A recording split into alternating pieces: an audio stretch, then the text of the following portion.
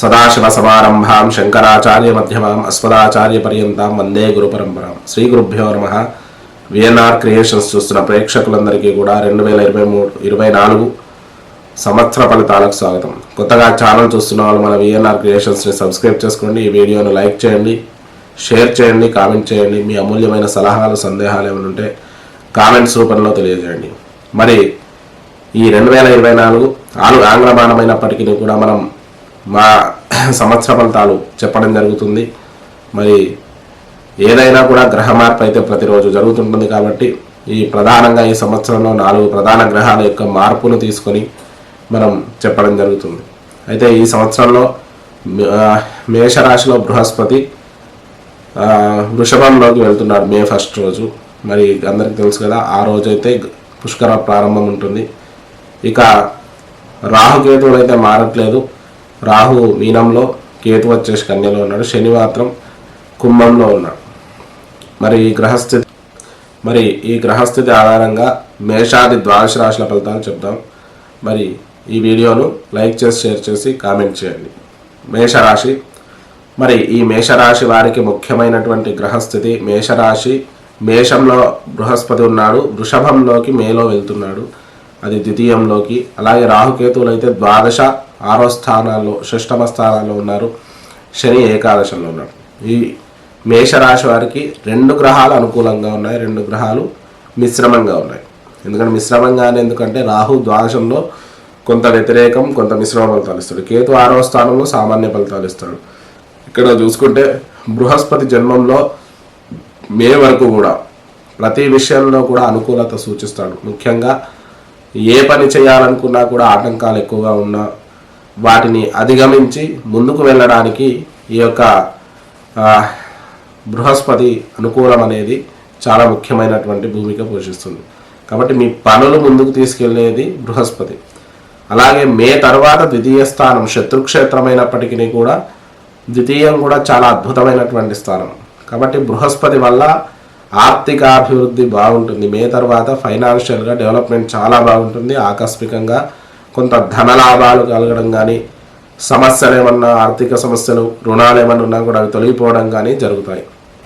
అలాగే ఇక్కడ భాగ్యాధిపతి ద్వాదశాధిపతి కాబట్టి ఈ సంవత్సరం ఖర్చులు కూడా కొద్దిగా తక్కువనే ఉంటాయి. కాకపోతే సామాన్యమైనటువంటి ద్వాదశంలో రాహు ఉన్నాడు కాబట్టి ఖర్చులు ఉంటాయి. కాకపోతే వాటికి తగ్గ ఆదాయం కూడా ఉంటుంది. ఖర్చులు తక్కువగా ఉంటాయంటే మొత్తానికి ఉండవు. రాహు ద్వాదశంలో ఉన్నాడు, కొన్ని రకాల ఖర్చులు అవుతాయి. అయినప్పటికీ కూడా వాటి పరంగా కొంత ద్వితీయ బృహస్పతి వల్ల ఖర్చు కంటే ఎక్కువ ఆదాయం ఉంచే అవకాశం ఎక్కువగా సూచిస్తుంది.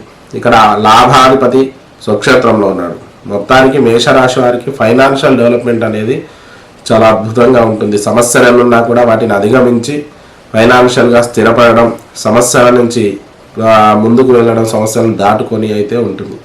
ఇక ఇక్కడ మనం చూసుకుంటే 7వ స్థానాధిపతి శుక్రుడు ప్రతిరోజు మారుతుంటాడు. ప్రతి 2.5-3 రోజులకు, వారం రోజులకు మారుతుంటాడు శుక్రుడు. కాబట్టి అవన్నీ కూడా మనం ఇప్పుడు చెప్పలేం. కానీ ఇక్కడ మనం బృహస్పతి యొక్క భూమికి ఏంది అంటే, ఒకవేళ వివాహం కాలేదు అనుకుంటే మేషరాశి వారికి ద్వితీయ గురు బలం వల్లనే వివాహం అవుతుంది. కాబట్టి గురు అనుకూలంగా ఉంటాడు. కాబట్టి ఈ సంవత్సరం పెళ్లి చేయడానికి చాలా అనుకూలమైన సమయంగా మేషరాశి వారికి చూడొచ్చు. ఇక దాంతోపాటు ద్వాదశ రాహు వల్ల కొద్దిగా వాహనాలు నడిపేటప్పుడు జాగ్రత్తగా ఉండండి. అలాగే ఈ సంవత్సరం అంతా కూడా కొంత ఖర్చుల విషయంలో కూడా అనవసరమైన ఖర్చుల జోలికి వెళ్లకుండా ఉండడం అనేది చాలా అవసరం. రుణబాధ కూడా కొద్దిగా ఉంటుంది. వాటిని సక్రమంగా మే తర్వాత తీర్చే ప్రయత్నం అనేది ఎక్కువగా జరుగుతుంది. ఇక ఆర్థికాభివృద్ధి కూడా చాలా బాగుంటుంది. దాంతోపాటు ఒకవేళ మీ ఉద్యోగ విషయానికి చూసుకుంటే దశమాధిపతి ఏకాదశంలో స్వక్షేత్రంలో ఉన్నాడు కాబట్టి చాలా అద్భుతమైనటువంటి ఉద్యోగ మార్పు అనేది ఉంటుంది. అంటే మీరు గత కొంతకాలంగా పడుతున్న కష్టానికి ఉద్యోగంలో ప్రతిఫలం దక్కే సమయంగా ఈ సంవత్సరం చూసుకోవచ్చు. ఎందుకంటే సమస్యలు ఎన్నున్నా కూడా వాటిని అధిగమించి మంచి ఉద్యోగాన్ని సంపాదించడం కానీ, ఉద్యోగంలో స్థిరపడడం కానీ, ప్రమోషన్లు కానీ, లేదంటే స్థానచలనాలు, మీకు ఒకవేళ వేరే చోటికి వెళ్ళాలి అనుకుంటే అది కూడా జరిగే అవకాశం. సాఫ్ట్వేర్ రంగానికి సంబంధించి చాలా విశేషంగా మేషరాశి వారికి అనుకూలమైన సమయంగా చెప్పుకోవచ్చు. అలాగే రక్షణ రంగాలు, డిఫెన్సు ఇవన్నీ కూడా చాలా అనుకూలిస్తాయి. దాంతోపాటు ఐరన్ ఇండస్ట్రీస్ కూడా బాగా డెవలప్మెంట్ అవుతాయి. మేషరాశి వాళ్ళు ఎవరైనా ఇండస్ట్రీలు పెట్టుకొని ఉంటే వాళ్ళకు కూడా మంచి ధనలాభం అనేది జరుగుతుంది. రవాణా వ్యవస్థ కూడా చాలా అద్భుతంగా, రవాణా వ్యవస్థలో ఉన్న వారికి కూడా మంచి ఆదాయ వనరులు అనేటివి పెరుగుతాయి.